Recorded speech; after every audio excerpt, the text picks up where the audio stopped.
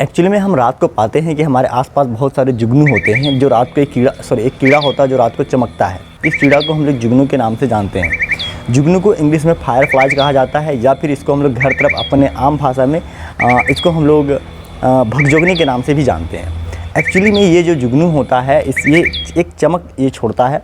ये चमक पहले माना जाता था कि ये चमक जो होता है फास्फोरस की वजह से होता है, लेकिन इटली के एक वैज्ञानिक हैं, उन्होंने इस बात को प्रूव किया कि ये फास्फोरस की वजह से ना हो करके इसमें इस जुगनू के शरीर के अंदर एक प्रोटीन पाया जाता है, जिसको बोलते हैं ल्यूमिनिस्फेरेज नाम का एक प्रोटीन पाया जाता है जो अपने एंजाइम में टूटता है। और ये एंजाइम जो होता है ऑक्सीजन के साथ अभिक्रिया करके हम लोग को ये लाइट को उत्सर्जित करता है। अब सवाल है ये लाइट होता क्या है।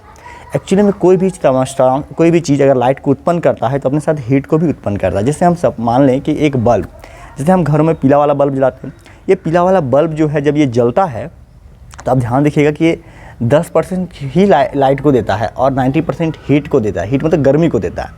मान लीजिए कि यदि ये भगजोगनी अगर ये भी लाइट दे रहा है अपने साथ हीट को भी उत्पन्न करेगा।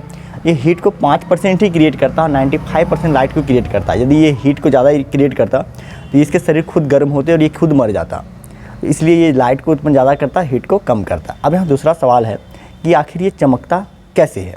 तो अभी हम लोगों को बताया कि जुगनू के अंदर बायोल्यूमिनेसेंस नाम का एक रासायनिक अभिक्रिया होता है। बायोल्यूमिनेसेंस एक अभिक्रिया जिसके अंदर प्रकाश उत्पन्न होता है। ल्यूमिनेसेंस का मतलब होता है चमकना।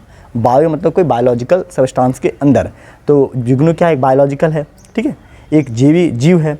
तो अब बायोल्यूमिनेसेंस अभिक्रिया होने के लिए दो चीज़ चाहिए, एक ल्यूमिनिसिफेरिन एक ल्यूमिनिसिफेरेज। ल्यूमिनिसिफेरिन और ल्यूमिनिसिफेरेज जो दोनों एंजाइम है प्रोटीन से निकले हुए हैं और ये जुगनू के अंदर पाए जाते हैं। जब ये दोनों क्या करते हैं एक दूसरे से अभिक्रिया करते हैं और इस अभिक्रिया में शामिल होता है ऑक्सीजन। अब आपका अगला सवाल होगा सर जुगनू के शरीर में ऑक्सीजन कहाँ से आता है। देखिए जुगनू सांस लेता है, सांस लेने के क्रम में वो ऑक्सीजन को अपने सेल तक ले जाता है और वो सेल जो होते हैं इस अभिक्रिया के दौरान ऑक्सीजन को क्या छोड़ते रहते हैं। जैसे हम सांस लेते हैं उस तरह से सेम।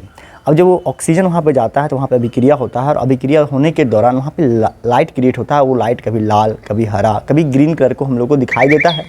अब दूसरा सवाल है कि जुगनू कई बार फ्लक्चुएट होते हैं, भक भुक बोलते हैं ना, वैसे करता है। तो अब देखो ये भक भुक या फिर ये जो फ्लक्चुएटेड हो रहा है ये एक्चुअली में जुगनू के अंदर के प्रॉपर्टीज़ की वजह से हो रहा है। क्योंकि जुगनू का जो सेल होता है ना वो ऑक्सीजन को जब छोड़ता है तो कंटिन्यू नहीं छोड़ता है, एक बार छोड़ेगा फिर रुकेगा फिर छोड़ेगा। मतलब ये इसका सेल जो होता है ऑक्सीजन को कंट्रोल करता है, जिसकी वजह से ये रिएक्शन से भी कंट्रोल होता है और हम लोग को भक बुक दिखाई देता है।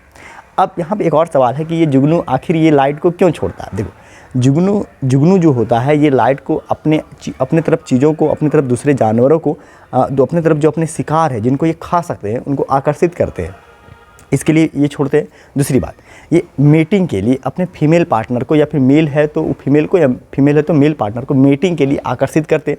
और नेक्स्ट बात ये है कि ये सेल्फ डिफेंस के केस में मतलब खुद को बचाने के लिए दूसरे जानवरों से भी ये इस लाइट का उत्पन्न करते हैं। और सवाल है कि सर जुगनू के शरीर के अंदर ये चीज़ होता है तो हमें बाहर क्यों दिखाई देता है। देखो जिस तरह से हम लोग जब बल्ब जलाते हैं तो बल्ब में क्या एक ट्रांसपेरेंट लगा हुआ शीशा जिसकी वजह से दिखता है, ठीक वैसे ही जुगनू के शरीर में भी एक ट्रांसपेरेंट स्किन होता है जिसकी वजह से ये लाइट हम लोग को बाहर दिखाई देता है।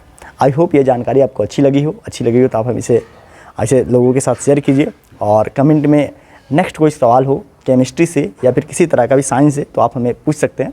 मैं इसका जवाब जरूर देने का प्रयास करूँगा। तब तक के लिए जय हिंद, फिर मिलते हैं नेक्स्ट वीडियो में।